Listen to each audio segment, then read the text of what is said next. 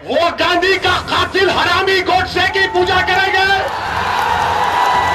इस आजाद हिंदुस्तान का अगर सबसे पहला टेररिस्ट कोई था, नाथूराम गोडसे था। जनाब, ना हिंदू खतरे में है, ना मुसलमान खतरे में है, ना भारत खतरे में है, ना संविधान खतरे में है। खतरे में है तो भाजपाई सरकार की कुर्सी खतरे में है, खतरे में तो आपकी इंसानियत खतरे में। और मजलिस के मुखालिफिन मुझे फोन करके धमकी देते कि ओवैसी तू उत्तर प्रदेश में तुझे खाक में मिला देंगे, ओवैसी तुझे उत्तर प्रदेश में जला देंगे। तो सुनो, मैं तुमसे कह रहा हूं, तुम मुझे जलाओगे भी, तुम मुझे खाक में डालोगे, मेरा जलना कई घरों को रोशन कर देगा। कुछ अधर्मियों ने एक धर्म संसद का आयोजन करा, वो भी पावन नगरी हरिद्वार में। कहा जाता है या देखा गया और बाकायदा वो वीडियो वायरल हो रही है कि वहां पर उस संसद में तमाम भगवा आतंकवादियों को इनवाइट करा गया और अपने अपने तरीके से उन आतंकवादियों ने अच्छा सा उत्पाद मचाया।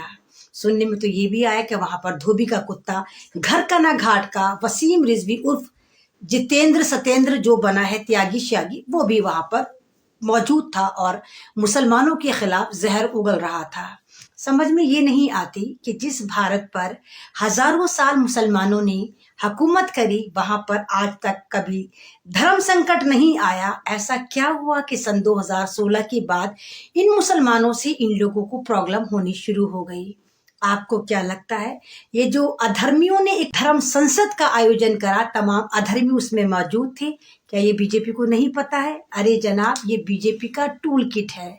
उत्तर प्रदेश में इलेक्शन है और उत्तर प्रदेश के साथ साथ 5 स्टेटों में इलेक्शन है जहां पर बीजेपी को अपनी हार साफ नजर आ रही है और आखिरी हरबा जो इनके पास नजर आता है वो वही है, गायें, गोबर, तीर, त्रिशूल, तलवार, मंदिर, मस्जिद, यही है। और सबसे इजी चुग्गा या तो मुसलमान या दलित नजर आते हैं। उत्तर प्रदेश में हार से बचने के लिए बीजेपी ने अपना सबसे मेजर टूल इस्तेमाल करा कि मुसलमानों के खिलाफ जहर उगलते हैं।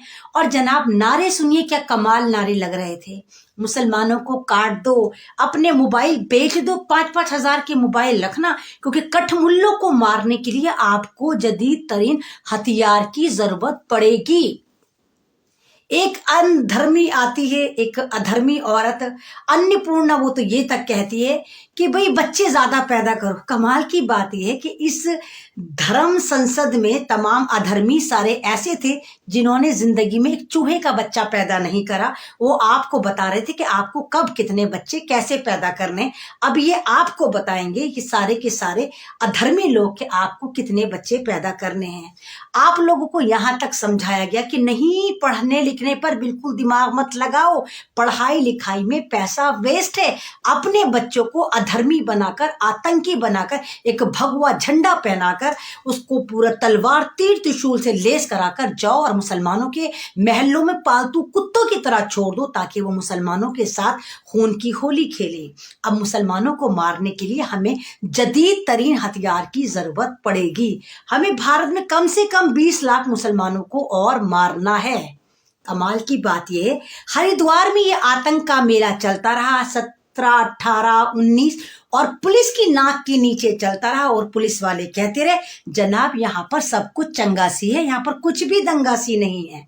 और मजे की बात जब हुई, जब ये वीडियो इंटरनेशनल वायरल होनी शुरू हुई और भारत में मुसलमानों के जेनोसाइड का जो ये प्रोग्राम बनना था, अधर्मियों ने एक धर्म संसद सजाई थी।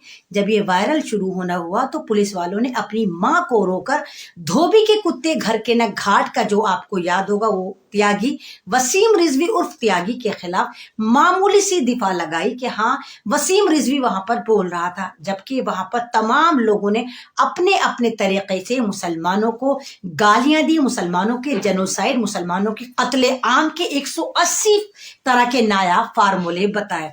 जिस वक्त वहां अधर्मी अपनी धर्म संसद सजा रहे थे हरिद्वार में, उसी वक्त दिल्ली में भगवा चैनल का इकलौता ठेकेदार, आप जानते होंगे, बिल्कुल सही पहचाना, नफरती चिंटू सुरेश चाणक्य, जिसका एक चैनल चलता है, आपको भी पता है, सुदर्शन टीवी, वो बिगड़ा हुआ आदमी भी दिल्ली में आतंक उतार रहा था। वो भी ये कह रहा था, मुसलमानों को काटो, मुसलमानों को मारो, मुसलमानों को मारने के लिए हथियार रखो, मुसलमानों मुसलमानों को जहां देखो बावले सांड की तरह उस पर टूट पड़ो।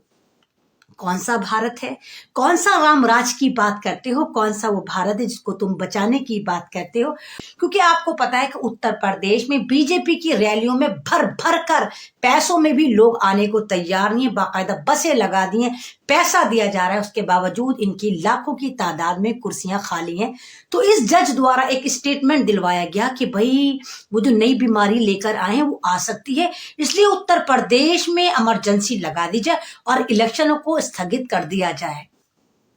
तो तमाम हथकंडे आजमाकर ये लोग पूरे उत्तर प्रदेश को लूटना चाहते हैं और हथकंडे अपनाने के लिए अधर्मियों को सिर्फ एक मुसलमान का ही नाम नजर आता है कि जब मुल्ले काटे जाएंगे और राम राम चिल्लाएंगे।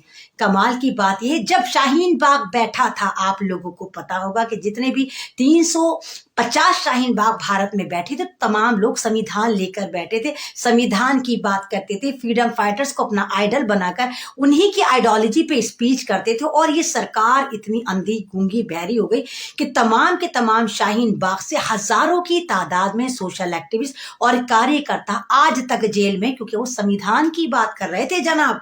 और जो लोग आतंकवाद की बात कर रहे हैं, जो मुल्लों को काटने की बात कर रहे हैं, जो मुसलमानों के लिए इतना जहर उगल रहे हैं कि 5000 का मोबाइल रखो लेकिन मुसलमान जहां नजर आए आवारा सांड की तरह उस पर टूट पड़ो, उसको कत्ल कर दो, क्योंकि मजहब खतरे में है। तो महाशय ने कह दिया कि मैं भगवा संविधान दे रहा हूं। अब हम पूछना चाहते हैं मोदी जी से, क्या आप ये भगवा संविधान को लेकर आएंगे या अंबेडकर के बनाए हुए संविधान को बरकरार रखेंगे? संविधान की धज्जियां उड़ाई जा रही हैं। बीजेपी, नरेंद्र मोदी सन्नाटे में है। और फिर एक और मैडम ने कहा, वन मैडम हैज सेड, क्या कहा मैडम ने? मुझे 100 सिपाही चाहिए जो 20 लाख ओवैसी की तरह लोगों को मार दे।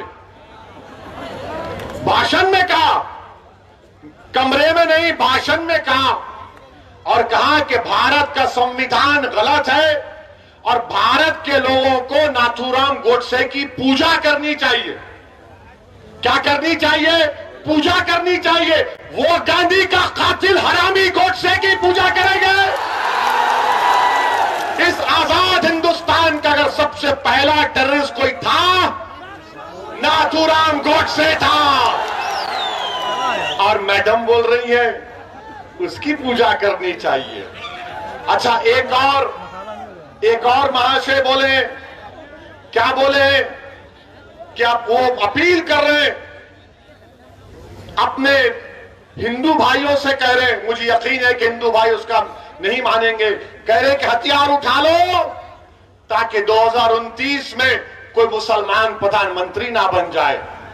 जो बीजेपी इनकी सरपरस्ती कर रही है, बीजेपी इनकी तायीद कर रही है, संघ परिवार इनकी सरपरस्ती कर रही है और इस तरह के बुरे ख्यालात इनके।